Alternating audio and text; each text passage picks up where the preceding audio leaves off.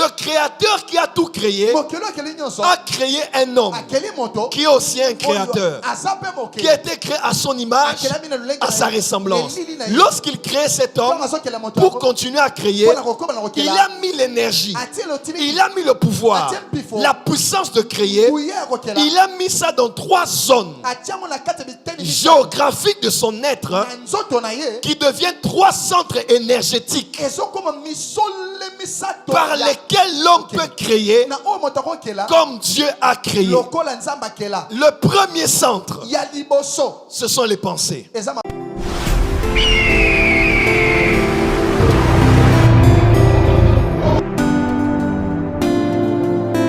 Un nouveau créateur. Merci, Daniel. Le 6e jour, quand Dieu regardait l'homme, il ne vit pas que c'était bon. Il vit que c'était très bon. Parce que le 6e jour, il avait créé quelqu'un comme lui qui était capable de créer. Et quand Dieu a créé cet homme, il a placé dans l'homme de l'énergie pour créer comme lui il a créé. Mais il a placé cette énergie dans 3 parties de l'homme. Quelqu'un comprend la suite logique?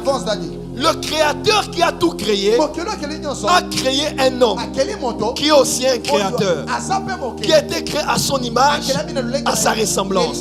Lorsqu'il crée cet homme pour continuer à créer, il a mis l'énergie, il a mis le pouvoir, la puissance de créer. Il a mis ça dans 3 zones géographiques de son être qui deviennent 3 centres énergétiques par lesquels l'homme peut créer comme Dieu a créé. Le premier centre, ce sont les pensées.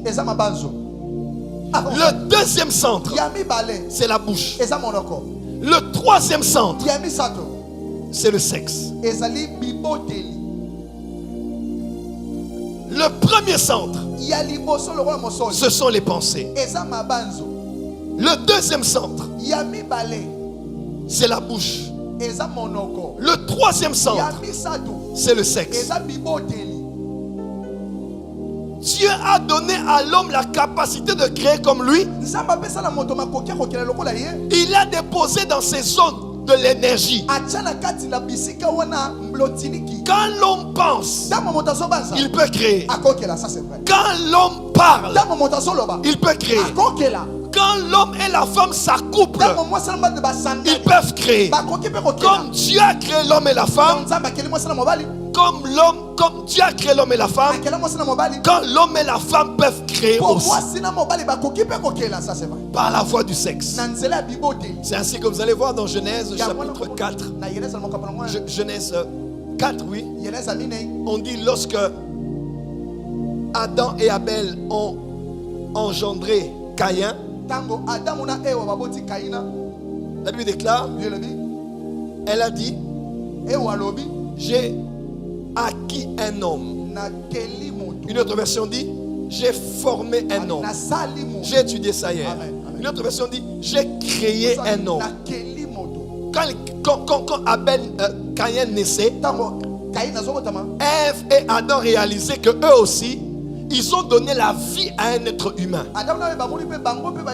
Alors que Dieu les avait donné la vie, eux aussi ont donné la vie. Parce que le sexe, l'appareil génital masculin, la configuration organique de la femme ont en fusion la capacité de créer un homme. Fais attention à ce que tu penses, car tu peux libérer une énergie qui peut créer une réalité. Fais attention à ce que tu dis, parce que ce que tu dis peut libérer une énergie qui peut créer une réalité. Fais attention avec qui tu couches et quand tu couches, car ce que tu fais là peut créer une réalité.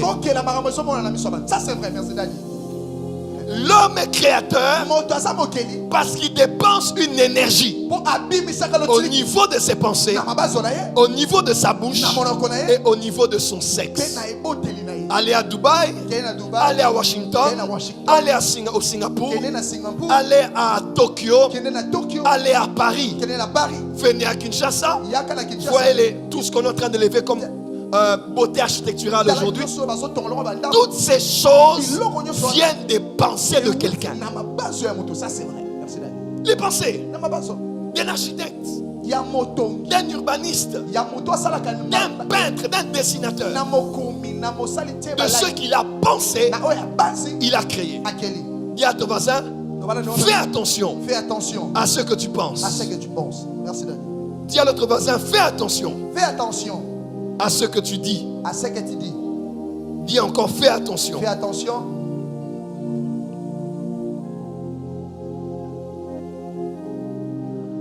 À ce que tu fais. À ce que tu fais. Vous avez compris. Ça c'est vrai. On a compris. Dieu a créé l'homme comme dernier créateur. L'homme n'est pas seulement la dernière créature, mais il est aussi le quatrième créateur dans le plan de Dieu. Le Père est créateur.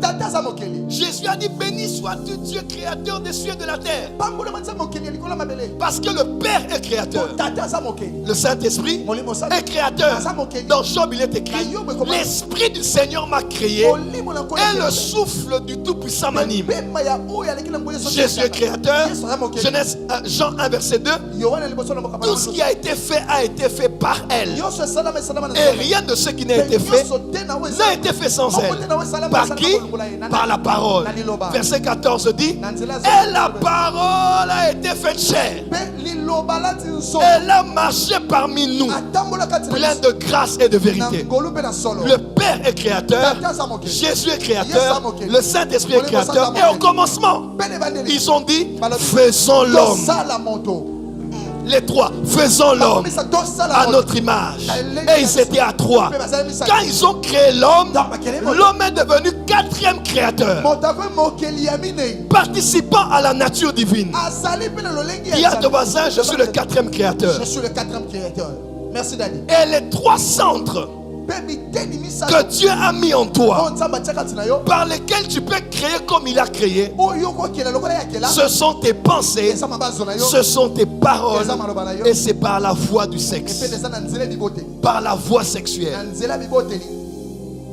Ces trois centres peuvent créer une réalité, peuvent créer un avenir, peuvent créer un futur, peuvent créer une destinée, en bien ou en mal. N'est-ce pas, la Bible déclare que l'homme et telles sont les pensées de son âme? N'est-ce pas, la parole déclare, j'ai mis que la mort et la vie sont au pouvoir de la langue?